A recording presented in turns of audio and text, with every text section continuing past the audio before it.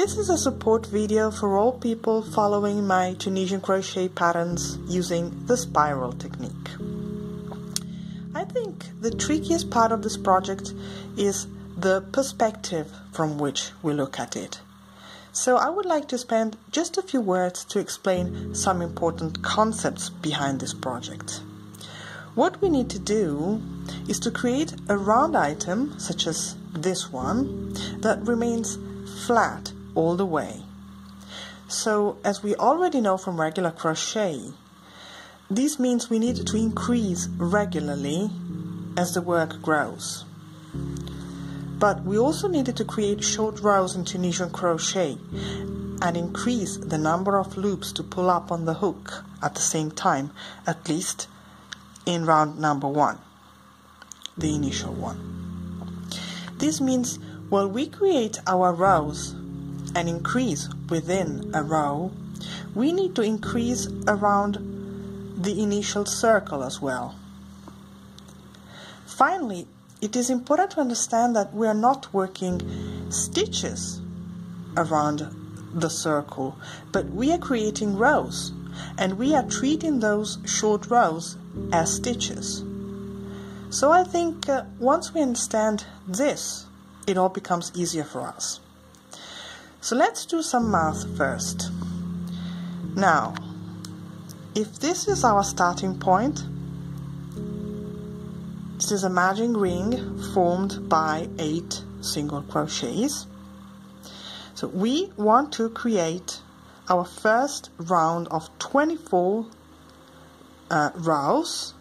So this means we needed to work in each one of these 8 stitches 3 times.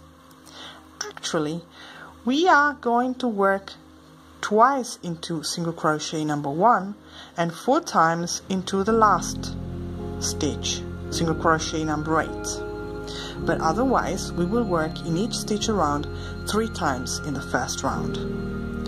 So what we do, according to my pattern, is we chain 1. We need to create our first row in Tunisian crochet, and as usual with Tunisian crochet, we are looking for vertical bars to work under. In this case we don't have any, so what we do is we use this oblique bar of the last stitch and we drop a loop from there, like this. Then we drop a loop from single crochet number 1 of the 8 forming the magic ring. We insert the hook as if in regular crochet and we drop a loop. 3 loops on the hook. Now we proceed with a return pass, and in this case we just yarn over and pull through 2 loops together from beginning to end. This is row number 1, and it's time for us to insert the stitch marker here. Row number 2. What we do is we insert the hook under the only vertical bar available, this one,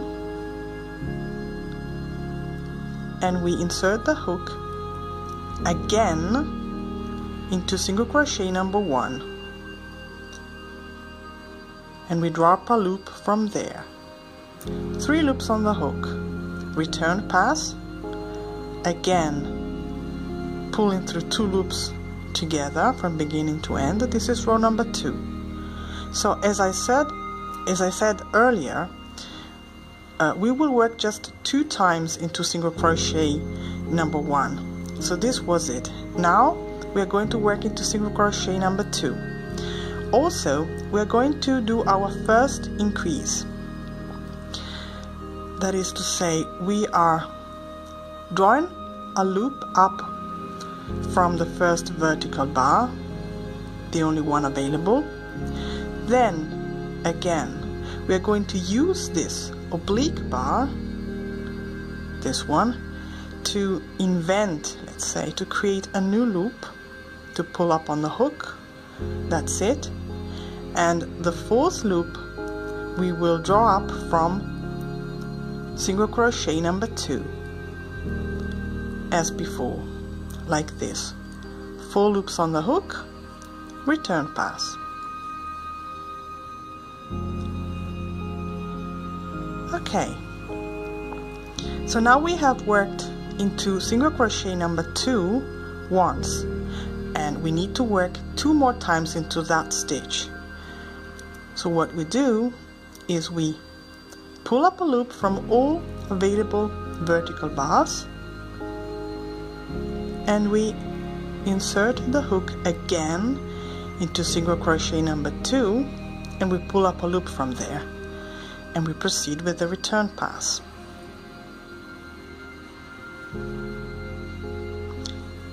And a third time we are going to repeat this procedure.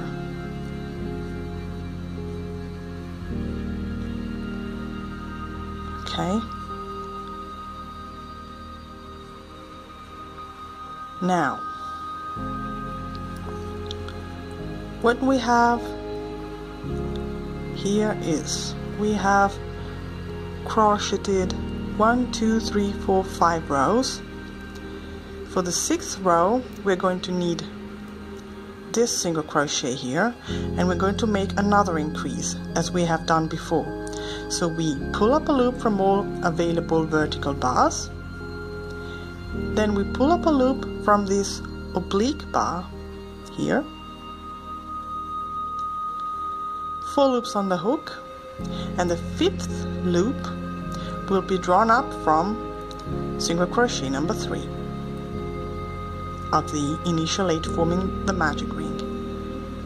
5 loops on the hook, return pass.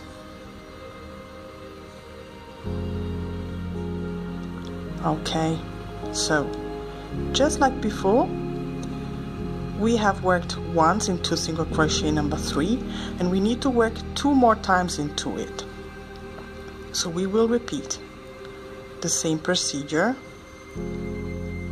with no increases right now,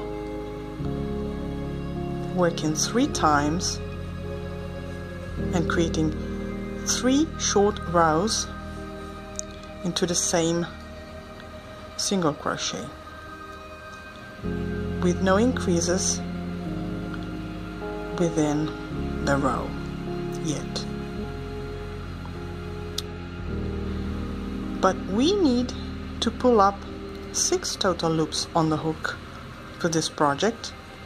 We had 5, so now we worked 3 times into single crochet number 3. We are going to work into single crochet number 4, and we are going to make our last increase as we have done before. So we pull up a loop from all vertical bars. We create another loop by inserting the hook under this oblique bar here, there. 5 loops on the hook, and the 6th loop is created by inserting the hook into single crochet number 4, 6 loops on the hook, and then we make our return pass as usual for this project, like this. Okay, and there will be no more increases within the row from this moment on for this project. So we will proceed now with no more increases, as I said, working 3 short rows in each single crochet around until the 8th single crochet, in which, as I said, we are going to work 4 times instead of 3, because we worked only twice in single crochet number 1. At this point, I suggest you count the number of rows and make sure they are 24. Now you need to place your stitch marker again to move it, and proceed with round number 2. Round number 2 will be made out of 48 rows. So this means we are going to work 2 short rows into each border stitch, and I mean these ones, of round 1 before.